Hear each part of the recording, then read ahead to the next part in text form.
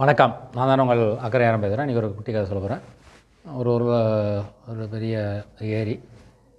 ஏரியில் நல்லா தண்ணி நிறையா இருக்குது. தண்ணி நிறையா இருக்கும்போது அந்த மீன்லாம் நிறையா இருந்தது அந்த குளத்து ஏரியில். அந்த ஏரியில் வந்து பறவைகள் வந்து நிறையா தங்கியிருந்தது. அந்த அப்படியே பார்த்து ஒரு கொக்கு இருந்தது. கொக்கு வந்து ஒரு மீனுக்காக பார்த்துட்ருக்கு. மீன் கிடைக்குமான்ட்டு அப்படி பார்த்துட்ருக்கு.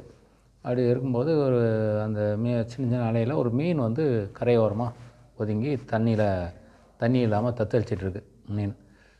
அது அந்த கொக்கு பார்க்குது. அந்த கொக்குக்கு வேலை வந்து மீனை எடுத்து சாப்பிட்றது தான் அதனுடைய வேலை. பட் இருந்தாலும் அந்த கொக்கு மீன் வந்து தவிக்குது இல்லையா, தண்ணி இல்லாமல் தவிக்குது இல்லையா, அது ஆபத்தான அது ஒரு உயிர் போகிற நிலையில் இருக்குது, தோல்வி தழுவி இருக்குது. அந்த மாதிரி நேரத்தில் உடனே அந்த கொக்கு என்ன பண்ணுது, அந்த கொக்கு அப்படியே அந்த மீனை மெதுவாக அழகாக அதனுடைய அழகால் அழுத்தி பிடிக்காமல் லாகவமாக பிடிச்சி கொண்டு போய் தண்ணியில் விட்டுதான் அது அந்த மீன் நீந்தி போயிடுது. அப்புறம் கொஞ்ச நாள் அப்படியே இருக்குது. அப்புறம் வேறு ஒரு மீன் நீந்துற மீனை பிடிச்சி அந்த கொக்குக்கு சாப்பிடுது.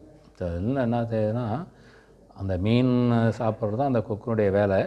இருந்தாலும் மீனை வந்து ஒரு தோல்வியுற்ற மீனை வேட்டையாடி சாப்பிட்ணுன்றது தான் அதோட நோக்கமாக இருக்கிறத தவிர தானாக கிடைக்கிறத சாப்பிடக்கூடாது அப்படின்ற ஒரு உறுதியோடு இருக்குது. அதுதான் மனிதர்கள் வாழ்க்கையிலையும் உழைக்காமல் சாப்பிடக்கூடாது, இன்னொருத்தவங்களை ஏமாற்றி சாப்பிடக்கூடாது. அவங்க உழைச்சி, அவங்க உண்மையாக உழைச்சி அதில் வர வருமானத்தில் சாப்பிட்டா தான் அவங்க வாழ்க்கை சந்தோஷமாக இருக்கும், நிம்மதியாக இருக்கும்ன்றது தான் அந்த கதையினுடைய சுருக்கம்.